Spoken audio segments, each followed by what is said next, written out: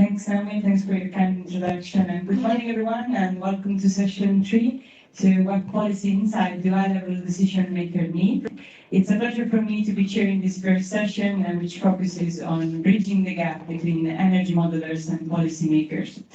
In this session, we will look at how to translate decision-maker needs into questions that planning units need to answer, but also, on the other side, make the energy modeling results absorbable by a non-technical audience.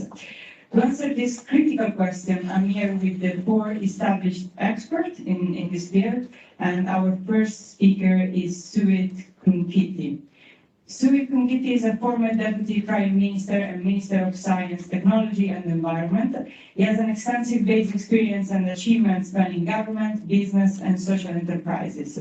Suwit will bring the policymaker perspective into this discussion, pointing at opportunities associated with his experience, organization, and networks. Suwit, over to you, please. I think you are on mute. Thank you very much. Yes. Thank you very much, the Madam Chair, for your introduction, and thank you, Professor Mark Howell, for inviting me to speak at this meeting. I'm delighted to be virtually joining you all this morning, and I'm very sorry. I most enjoyed Trieste, my last meeting with you all many years ago, and I would like to welcome this opportunity to share some thoughts on the topic: what policy insight do high-level decision makers need? My comments are based on my personal experience in policy decision-making roles over an extended period of time. I have had the privilege to serving my country, Thailand, as minister responsible for several portfolios, including education, science, technology, environment, natural resources, industry, and justice, as well as a country's deputy prime minister. In these roles, as you will imagine, policy decisions were, as they say, the order of the day. I'm very vividly recall the intensity of the discussion I had with my departmental secretaries and director general and head of technical agencies, as they used to try to convince me of the merits of these policy positions on topic of the day, and how they would present the technical merits of their arguments, and how they used to mention that these arguments were based on the results that they obtained from such and such models. That the benefit to cost ratio of this proposition is very attractive, and so on. So they were all very competent people, and I respected their viewpoints. I also remember how for every fact they presented, I had a counter question of the type, that is fine, but what about the welfare impacts of this policy? Who is going to benefit and how? What will be the impact on physical position of the country if this policy is adopted? Who is going to be disadvantaged? What compensation packages we can design for those who will be adversely impacted for these policies, and so on. As a policymaker, these questions were most important for me. More important, in fact, than knowing that a particular policy will have a high benefit. No, not yet. Can you still hear me? Yeah, now yes. Okay. Okay, sorry about that. Yes, I also, recall the puzzled look on the face of my secretaries and departmental heads, as they were wondered why I'm not happy just with a high benefit to cost ratios. Why do I want to know about all these community welfare and jobs and physical issues? I must add, I too was puzzled as to why they do not get the point and why they keep reminding me about the technical merits of their models. In short, I realized that there was a big gulf in what information I needed as policymaker to argue my case with my fellow minister at the cabinet table, and what information my departmental heads thought was important. At the cabinet level, our interests revolve around our community welfare, jobs, justice, trade, and so on, whereas the interests of the technical experts will focus on at narrowly defined issues of benefit cost ratios, fuel mix, capacity requirement, system reliability, etc., etc. I'm not at all suggesting that either of these emphasis is more or less important. The simple point I wish to make is that, based on my experience, I realize that there is a big gulf between two positions. The policymakers needing to know about the welfare, employment, and growth issues, and technical experts wanting to tell about fuel mix, technology types, system reliability, etc. And this gulf can be harmful because when we did not get the information we needed to make policy decisions, some arbitrarily inevitably crept into our policy decisions.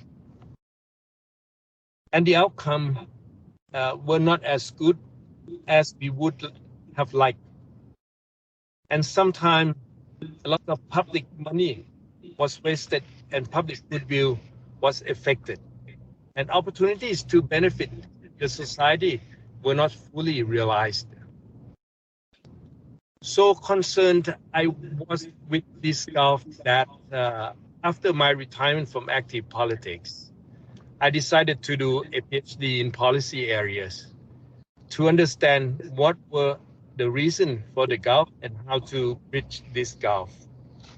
And takes me a while. I think it took me 5+2 years to finish my PhD. And this was a fascinating experience for me, actually. As a result, why I have a better appreciation for the two positions. But more than that, I'm fully convinced that the higher education sector has to make concerted efforts to train researchers about how to inform their research with the ultimate policy ends in mind. That is, the welfare of society, however defined. I also feel that it is incumbent upon the policymakers to clearly articulate what types of inputs they need to make policy decisions. This is a difficult task, but it must be earnestly tried if we are to bridge the gulf between the policies and modeling worlds and to achieve better outcomes. And to the younger research in this summer school, this would be my takeaway message. Please do not limit your thinking horizons just to developing a perfect model and getting scientifically acceptable results. Please also pay explicit attention to how the world of policy works and how issues of concern to policymakers can be integrated in your modeling efforts. And I'm sure, knowing Professor Mark Hommel for so many years, he would have insisted on that as well. I'm sure you would have benefit from your participation in the summer school, and that you will be a good ambassador to take this learning further. I wish you the best. Thank you.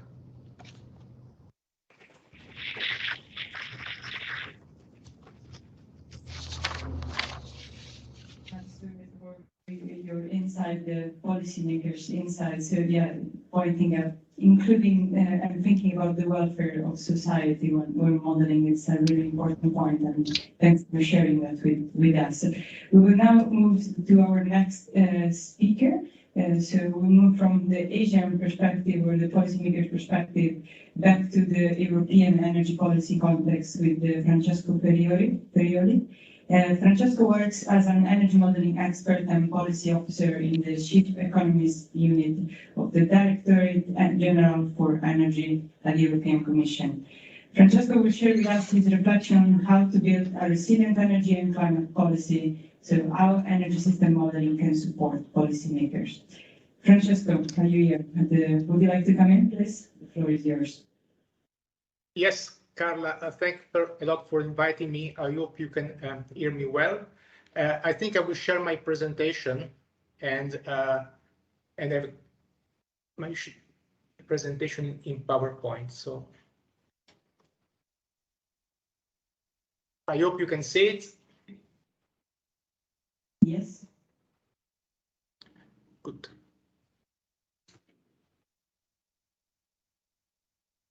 Yeah.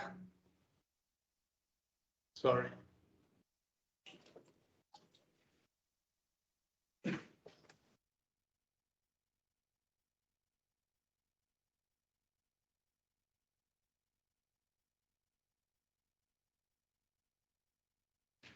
Okay, as mentioned, I work in the team which is in charge of coordinating energy modeling at the European Commission. So I thought that I would bring you the perspective of European institution of what has been called before the science policy interface. So I thought that I would talk about the experience we had in the last 2 years as it makes an interesting case studies. The COVID crisis before and then the Russian invasion of Ukraine changed completely our day-to-day priority and possibly energy policies as we know it. So how can modeling inform energy policies, and how can help build a resilient energy and climate policy in the space of these changes? So first, a quick recap of what happened over the last 2 years. A little more than 2 years ago, we were finalizing our modeling for the 2030 target of the European Union when the COVID crisis came. Energy use collapsed. We had minus up to 1/3 of electricity consumption at the peak of the first wave. Oil prices collapsed, and economists realized soon that this was a sudden shock to be followed by a quick recovery. However, the projection that we had showed that GDP in 2030 would be a couple of points below our assumed trajectory. This, of course, will change completely the energy use and the modeling, so we have to scramble back and change our modeling to include this change. We thought we had an emergency, and then energy prices start rising.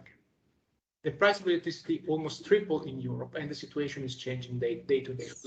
Again, we had to go back to modeling and change our policy priorities. Now, this type of changes are not unprecedented. Maybe it is particularly unlikely to have 2 of these crises back to back, but we will have this type of crisis in the past, and we will have them in the future. So how can we build an energy policy which is resilient to this type of changes? And how can energy modeling inform policy making in light of these changes? I will focus here on what I consider to be very simple best practices for modeling. Now, some things to keep in mind, and this has all been said before, in particular to the speaker before me, policy making is not a least cost approximation. There are very complex societal and economic trade-offs which make a negotiation process necessary. This is why it is ministers and not modelers that set the policy targets and the policy design. I will focus on fuel prices, technology development, and if time permitting, time frames. If I'm too long, just please feel free to tell me and then we'll conclude. So a sensitivity analysis, for example, of fuel price, seems to be a good idea. This should almost be a requisite of a policy development process. However, keep in mind that you cannot communicate a sensitivity analysis. You can just ask the previous speaker. It would be very difficult to have this message pass through and to keep the attention and the interest of the policymakers. What I find most useful is that the models have a good understanding of the market. For example, what is the frequency and the magnitude of shock that you can expect on something like oil prices? This will allow you to identify messages and variables that are robust and remain valid when things like fuel prices change. What does this mean for policymaking? I think policymakers should favor instruments such as a carbon price that adapt to the economy. So they rise when the economy goes well and they decrease when the economy is in trouble. However, keep in mind that we will not have one global carbon price soon. At least I believe we will not have one. Energy policy is not monetary policy. In monetary policy, at least in Europe, you have one goal, maintain price stability, and one instrument, the interest rate of the central bank, to control one variable, inflation. In energy policy, you have multiple market failures, from environmental externalities, abuse of market power, natural monopolies. So you will end up with sectoral targets. What I think is more useful is for policymakers and modelers to have a clear idea of what is the hierarchy of targets, which target is important and which target is just a mean to an end. Then the impact of technology development. So the cost of technology has a huge impact on projections. All the models we use, and also the model I know of, have some kind of technology learning and take this into account. We do an extensive literature research followed by a workshop to understand exactly what are the expected price of technologies. However, we have to perform this exercise every couple of years because we never get it right, or we never get it right enough. So do you have time to perform a sensitivity analysis on both fuel prices and costs? And how can you communicate this to policymakers? I think it's more important that you understand how your policy depends on the specific technology. I will give an example. The energy transition plans of one of the European countries relied critically on increasing the share of natural gas in power generation, at least for a period of time. Needless to say that these policies did not survive the current events. I think you should put a lot of effort in research, identifying and quantifying the bottlenecks and the risk in your policy. And what it means for policymaker, that you should favor technology neutrality. This seems almost obvious, but is very difficult to do in practice. Every expert, every politician have their favorite technology and the blind spots. Technology neutrality is, however, fundamental to develop a robust energy policy. Finally, a word about the impact of different timescales. The topics in energy and climate policy, they go from next winter to the end of the century.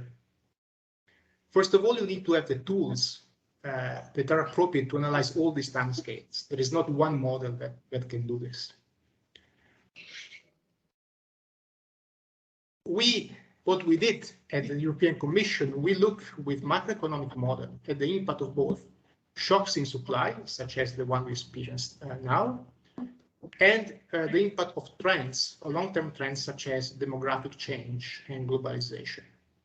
What we found, both for the shocks and the long-term term, they might have an impact on things like GDP and employment, which is comparable, if not higher, to the energy transition. So on one side, this is good. It means that the energy transition might not be so prohibitively expensive. It might boil down to adopting a new technology, and while the new technology might be more expensive at the beginning, it will also have a lot of benefits in the long term.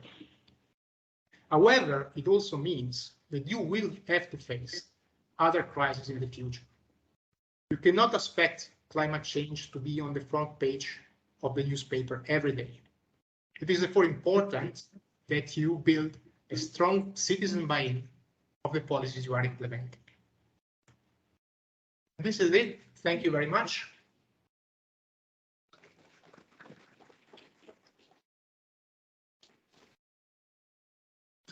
Thanks very much, Francesco, for your contribution, and we will come back. I'm sure there will be a lot of questions on your perspective and as well as also with presentation. So stay with us until the end, so we can open the floor later for discussion. Thank you. So we now move to Johan van den Berg. John works for the Africa and Europe Energy Partnership. He's South African, trained as a lawyer, and steered them a career migration to work full-time in energy and climate since 2002. So, John, would you like to come in? Thank you so much. Yes, thank you very much. Can you hear me okay? Yes. Okay. Okay, thank you very much for having me. It's a pleasure and a privilege to be with you, and especially to see my countryman Mark after so many years again. So thank you very much. I'm going to briefly touch on 5 points today. So I'll talk very quickly about who are we as the Africa Energy Partnership and what do we do. A little bit on what is the world we're moving into, why isn't it happening faster, what is the task of the modeler, and how to tell your story as a modeler. And let me just start out by saying these views are my own. I don't present or represent anybody else than myself in saying this. So the Africa Energy Partnership is a policy dialogue instrument between Africa and Europe that has been there for the last 15 years or so. And they've, we're close to the European Commission, also the colleagues of Francesco at DG Ener and DG INPA, and then also close to the African Union Commission and other political constellations. So communicating to policymakers is very much part and parcel of what we do. It was also in my prior career in South Africa in renewable energy was also very much part of what I did. So this is a topic I very much like to be part of and to discuss. If we briefly look at the energy world we're moving into, I think the participants in this course know this extremely well. I wasn't privileged to be present during all your conversations, but I suspect what I say now will be well known to you. But if we look at all the projections and the imperatives of what we have to change, then what we're moving into is a world of clean and cheap wind power and solar PV supported by other renewable energies, and then flexibility stroke storage. We'll have a world of highly dynamic grid management.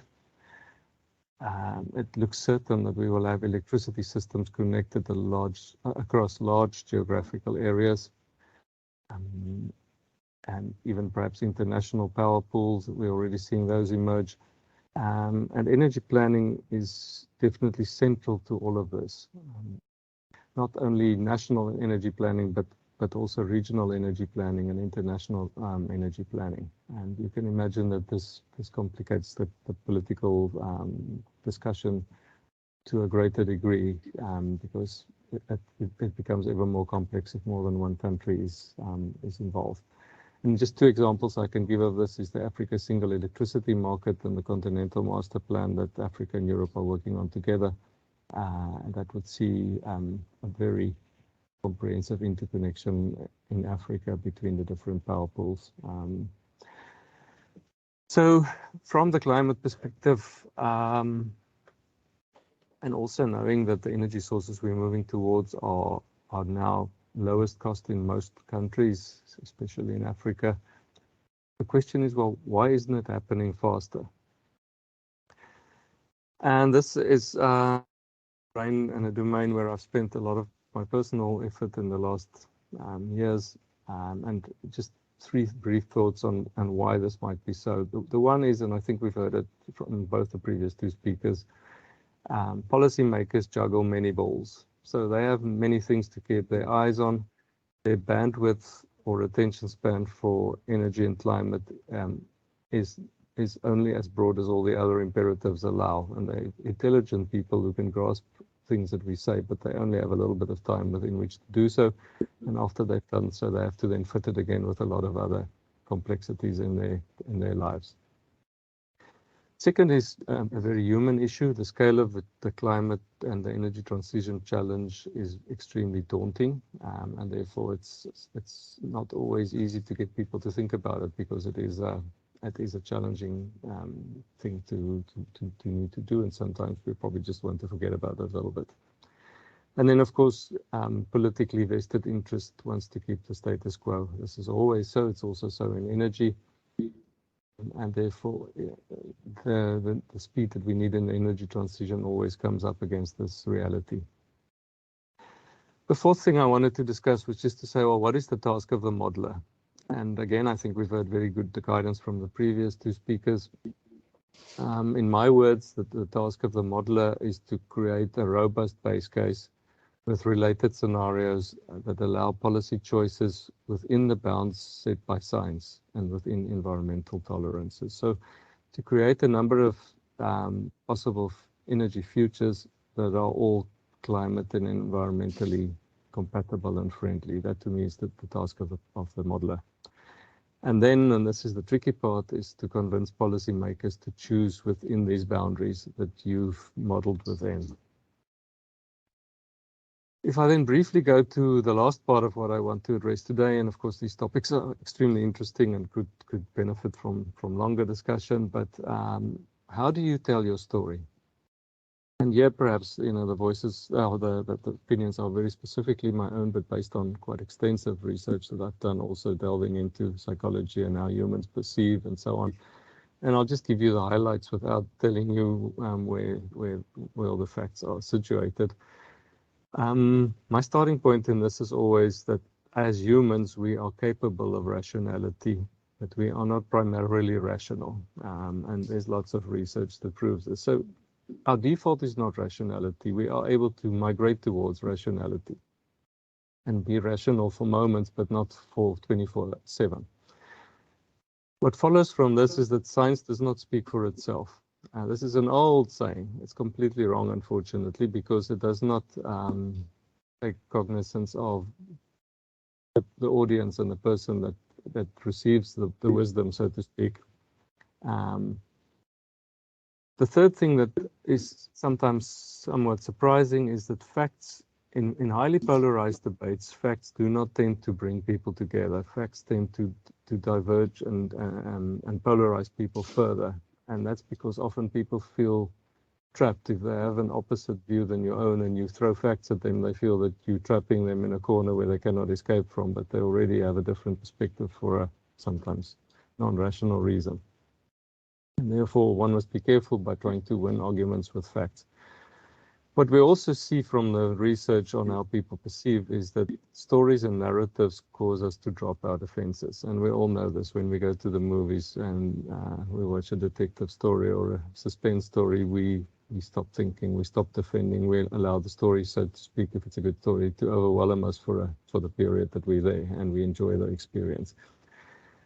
So then in closing, talking to modelers who are setting out to enable policy choices within the bounds that the science sets, I would say that you all need to be the best storytellers that you can possibly be. In order to do this, you have to assess your audience. You have to understand what is important to them. We heard this from the other two speakers. I would always encourage you to inspire people rather than to scare them, because when you inspire people, open up and become more receptive. If you scare them, they close off and tend to run away.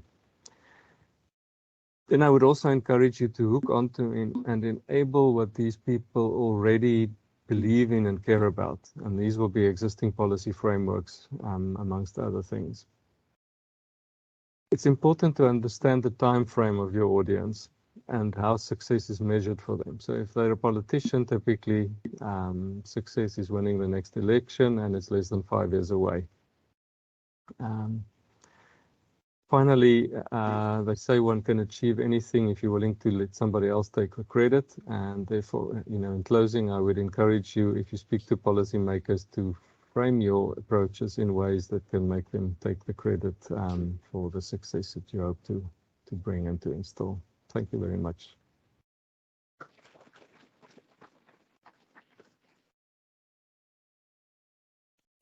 Thank you very much, Johan. And we'll come back to storytelling and the time frame. And thanks very much for your insights on on how to communicate better our results as a modeler.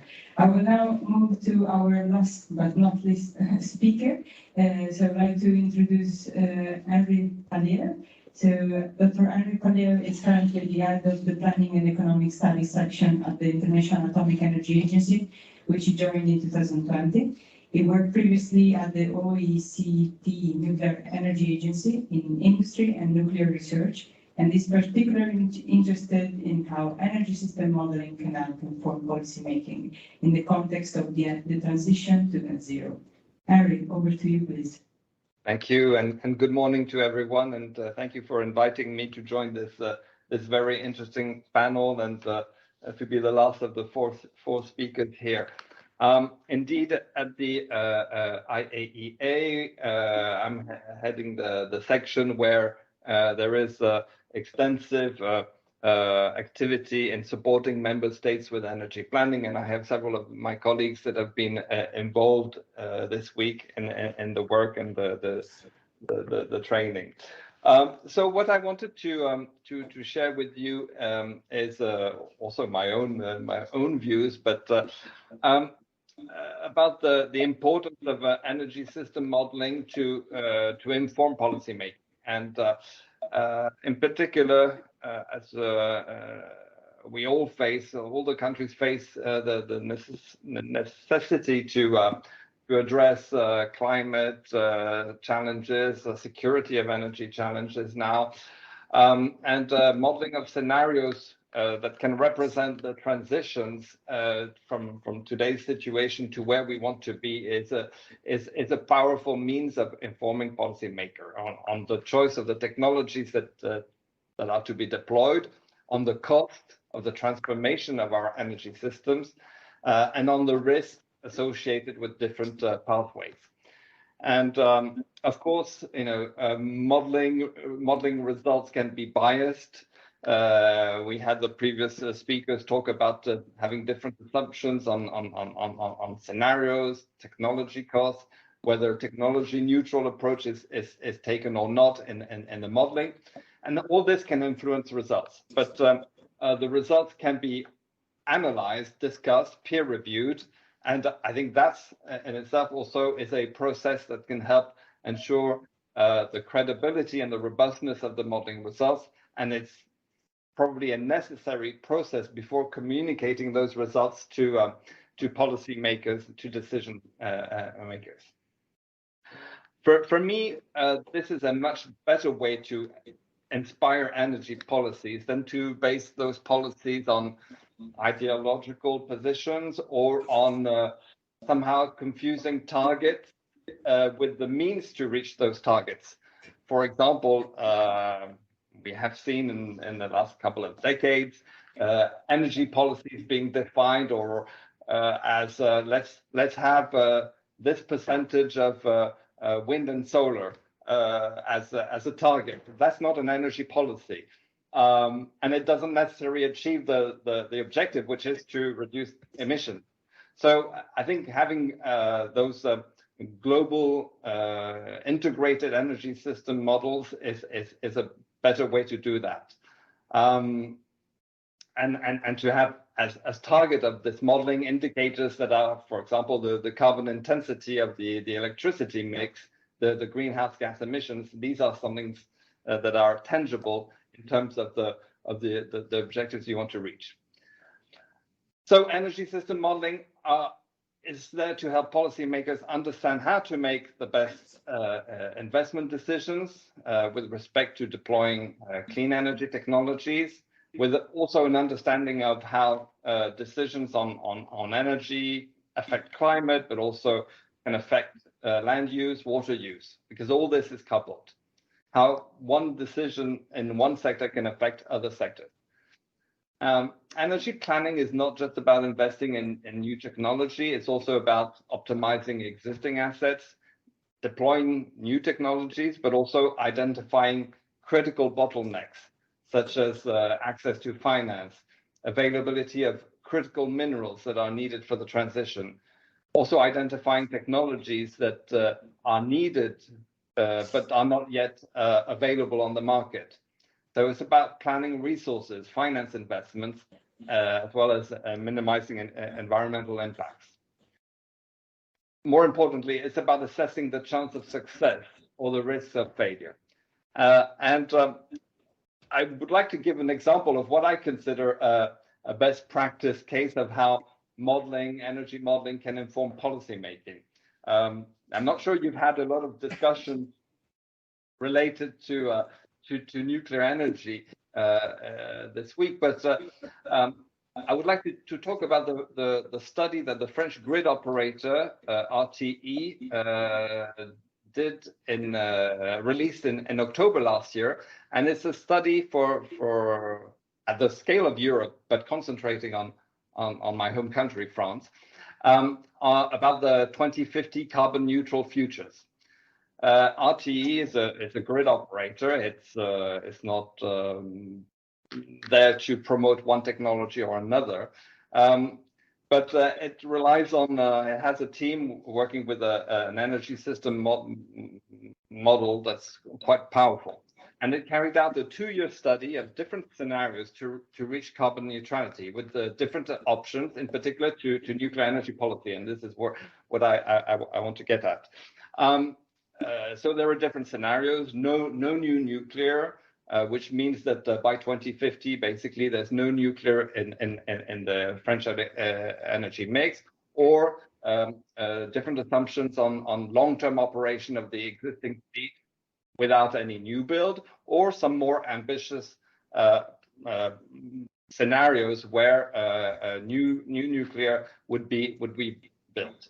So it simplified the output in 6 scenarios, and extensive sensitivity analysis were made to study the costs of the different transitions, the climate resilience of the different systems. This is also something that I haven't seen in many energy scenarios. They tested the robustness of the scenarios against, from what I understand, IPCC weather scenarios of extreme weather events that are likely to occur in the next decades or so.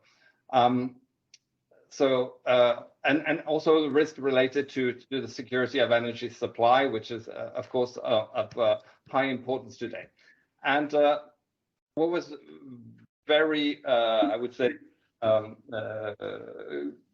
part of that good practice that I wanted to mention is that results were discussed in many meetings, about 40 meetings with 120 different organizations.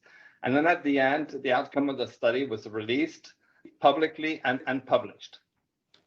And for me, one of the key takeaway relates to nuclear, and I know nuclear is an expensive technology on a levelized LCOE basis, and technology costs are an important input, an important parameter in many of those studies.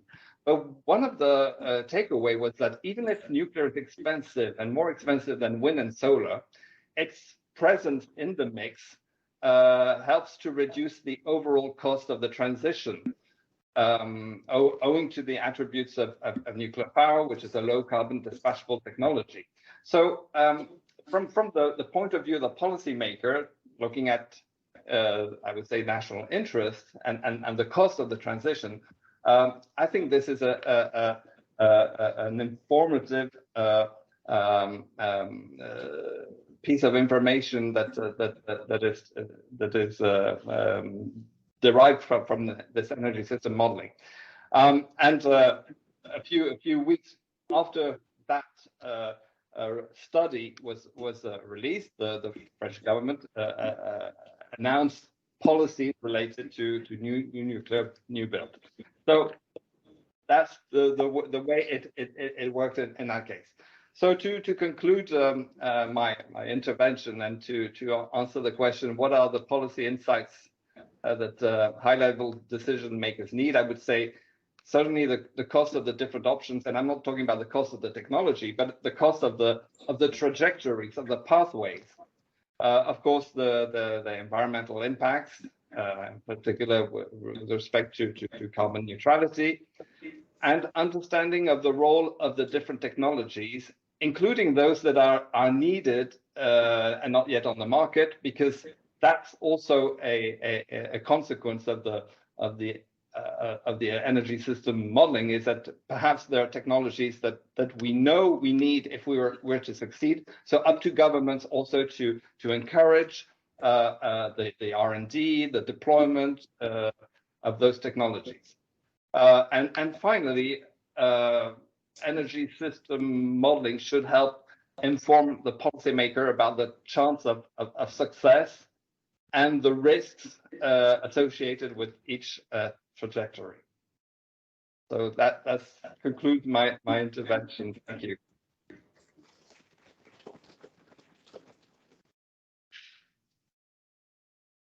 Thank you very much, Henri, for your contribution, and thanks to all the speakers for sharing your insights.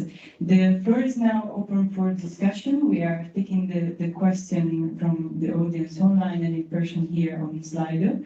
I guess the details on how to put your question in Slido is in the chat. So I will pick some questions from there, the most voted. But first, I wanted to ask if any of the speakers have any initial reflection on what they heard from others. I don't know if any of you want to comment on what others said. Otherwise, we start with the Slido. No? All right, so I'll pick the most voted question so far. So, how can technology neutrality be achieved effectively when showing results coming from technology-rich models? Will we not risk to present too generic results? I would say, Francesco, I guess you were the first one that had mentioned technology neutrality. Would you like to start, and maybe if others want to comment on that? Yes. No, technology neutrality should not be used when presenting results. Rather, when you design schemes, the scheme should not be, for example, support of one specific technology, but, for example, you could use auctions, which are where different technology compete, and in different setting, one or the other would be more more beneficial. So indeed, present the results, with the caveat that you will not only have one technology in the future, and so the schemes that you design should be technology neutral. Thank you, Francesco. The other speaker, John, would you like to comment on technology neutrality? Yeah, just to say, maybe there are technical definitions for how technology neutrality is understood, but from my perspective, ultimately, climate resilience requires us to only model what is climate compatible. So we can never be technology neutral in the complete abstract sense of the word. Ultimately, we have to only model scenarios that can take us to a sustainable future. So I was very happy with Henri's perspective just now. That to me is an example of saying, well, nuclear has a role to play with renewables. Yeah, but there could be other scenarios that could give you lots of energy, but not environmental sustainability. Thank you, John. Henri, would you like to comment? Well, I agree with what Johan was said.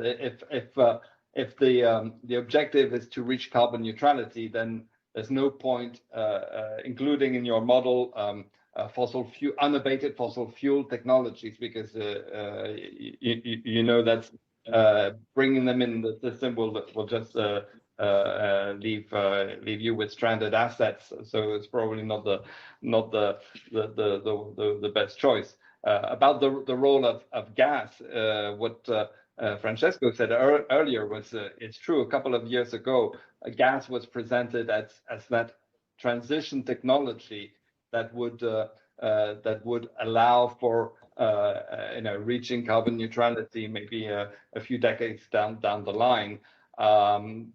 Okay, now I would say you have other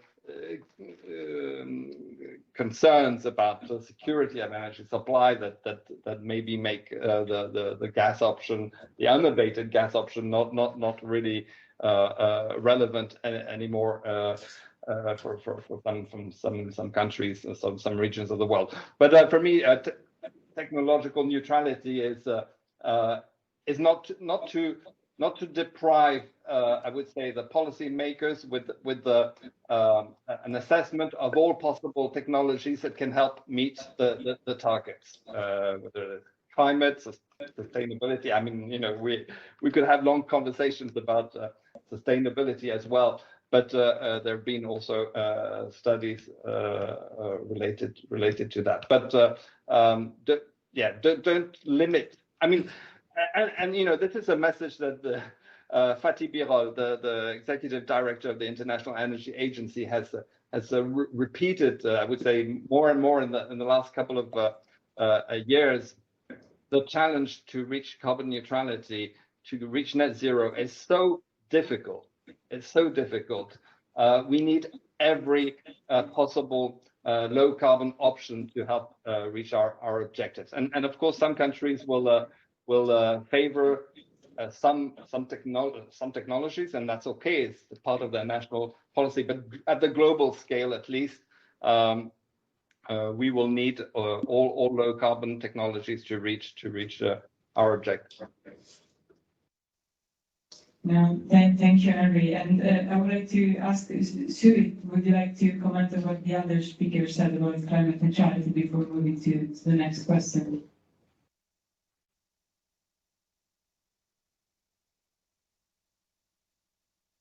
We lost connection. Anyway, so moving on to our next question, I guess is going to be also the last one because we have to move to the next session. So I see, what are the recommended practical steps to close the gap between policymakers and energy modelers?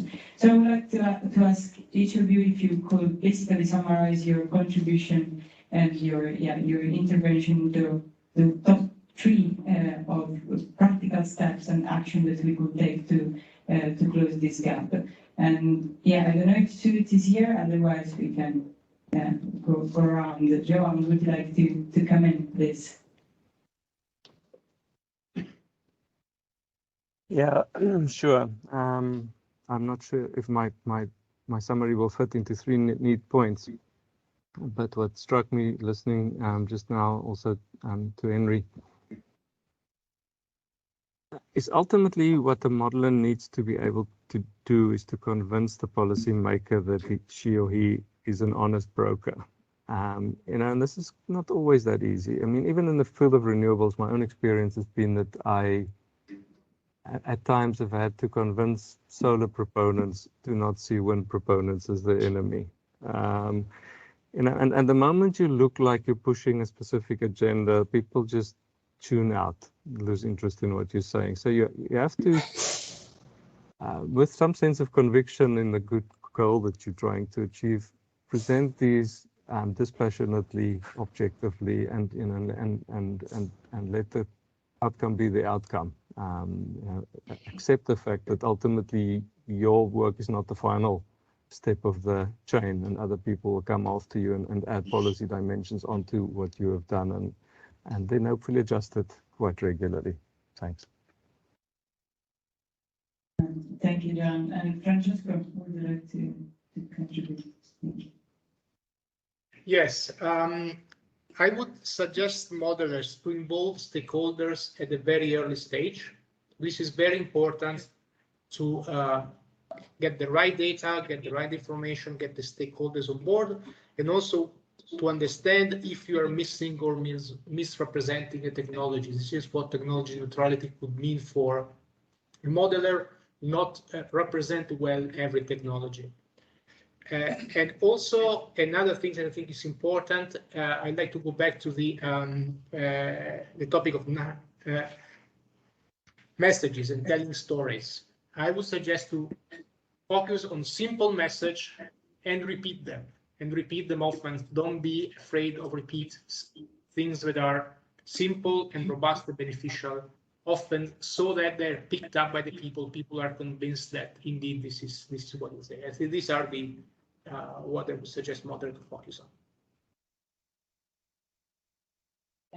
Thank you, Francesco. Henri? Well, yeah, I like all the comments that the colleagues have made. I would say for specific modelers to discuss with other modelers, other modeling team, and I guess this community that's also involved in this week's event is such community of energy modelers. Have peer review of results, have regular reassessment of the cost of individual technologies, but also of their improvements and so on. And once I would say the work is done, well, the work is not done because you have to convince, you have to present the results to policymakers in a way that they understand. And I would say the modelers also need to accompany the messages because there will be misinterpretation, there will be misunderstandings.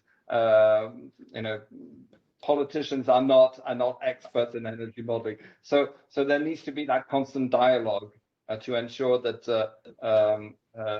decision makers in the end really understand the outcome of and the main conclusions of the modeling. Thank you, Henri. And Suwit, I see that you're back. It was our last question. Yeah, if you could pick like 3 recommendations and practical steps to close the gap between policymakers and energy modelers, what would you say to these young energy modelers here? Yes, I think that to answer the question is that of this session is that. I think that don't forget that even though you were developing the perfect model and getting significant, the scientifically acceptable results, but if you don't pay the attention to the how the world of policy works and how issues of concern of policymaker can be integrated in your modeling efforts, I think this is not going to give the answer to the question of this session. So this is very important message that I like to give to the young modelers, all those participate in this summer school this summer. Good. Thank you very much, Suwit. And thanks again for all of you for your contribution in this session. I guess this brings us to the end of session number 3. And I will pass it over again to Naomi, but thanks again for your contribution. Bye-bye. Bye-bye. Bye. Thank you.